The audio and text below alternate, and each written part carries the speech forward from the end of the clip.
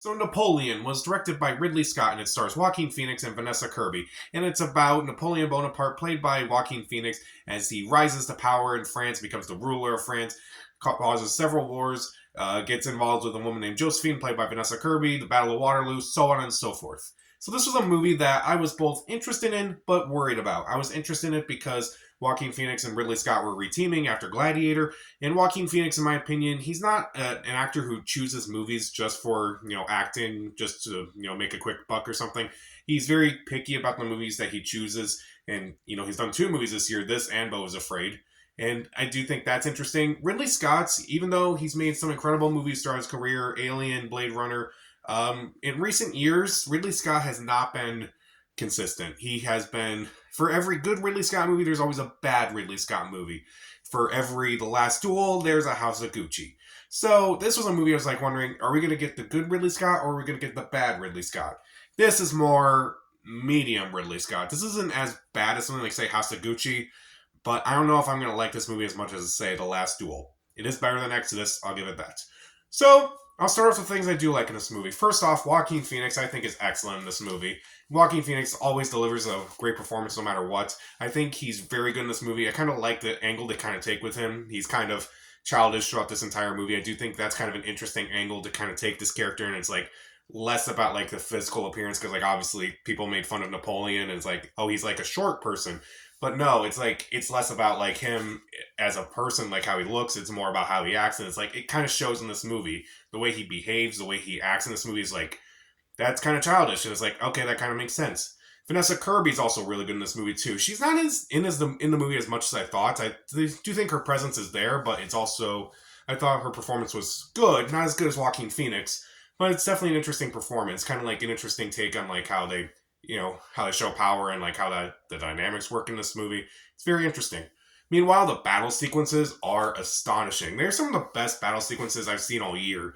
They are intense. They are very well shot. They are incredible. The cinematography in this movie is absolutely stunning. It is absolutely gorgeous. Like a lot of the big battle scenes are just, it's so much going on and you're kind of like just amazed like kind of count all this. It's like, okay, this is pretty fascinating, like how they actually pull all this off. Meanwhile, I did kind of get like there was an epic scope throughout this entire movie. You definitely feel like it's a movie that, honestly, it could have come out like so long ago, and yet it kind of like harkens back to like some of those like earlier movies where it's like it was kind of like trying to take on like famous leaders, and it's like have this big epic movie kind of like showing like what they've done in their lives. It could have come out around that time, and I would have believed it. I do think there is a kind of a style of Stanley Kubrick in here. In case some of you don't know, Stanley Kubrick, one of his passion projects was that he wanted to do a Napoleon Bonaparte movie. And unfortunately, he never did that. And I felt like Ridley Scott actually did that with this movie. It kind of got shades of Barry Lyndon, which admittedly is not one of my favorite Stanley Kubrick movies. But I definitely get that from the style, from the themes, even from the music at times. It's kind of like trying to emulate that kind of movie. It's like, okay, this was kind of like the Stanley Kubrick movie that Stanley Kubrick didn't make, unfortunately. It's kind of interesting. Maybe the sex scenes were taken from Eyes Wide Shut, but that's another story. And despite its epic scope, it is surprisingly funny at times. There are moments where it's like, that was actually really funny, and it made me laugh more than some other movies. Made me laugh more than Next Goal Wins, I'll give it that. What was my issue with the movie? Well, mainly it's more style over substance. I felt like the movie tried to like be over stylized and over like more focused on the details of like, how it looks rather than like the details of history.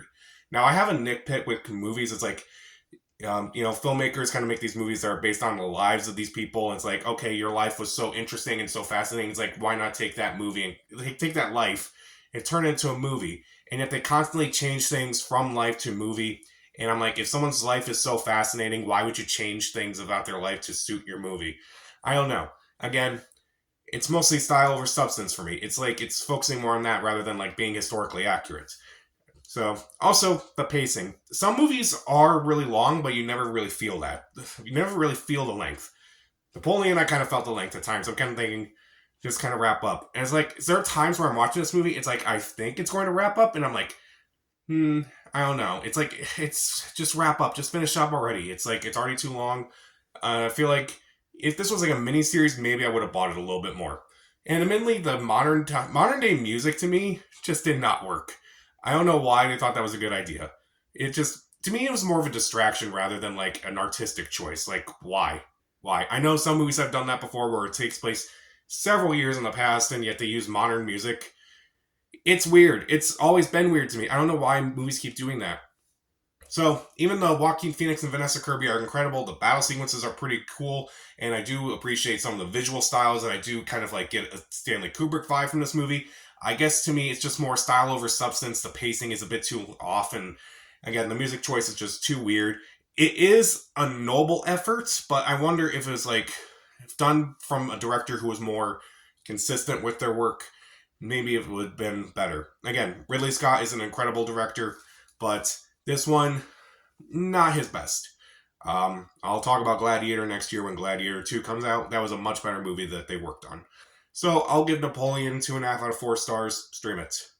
So, what's your favorite Ridley Scott movie? Comment down below, subscribe to the channel. This is Pat. Stay safe.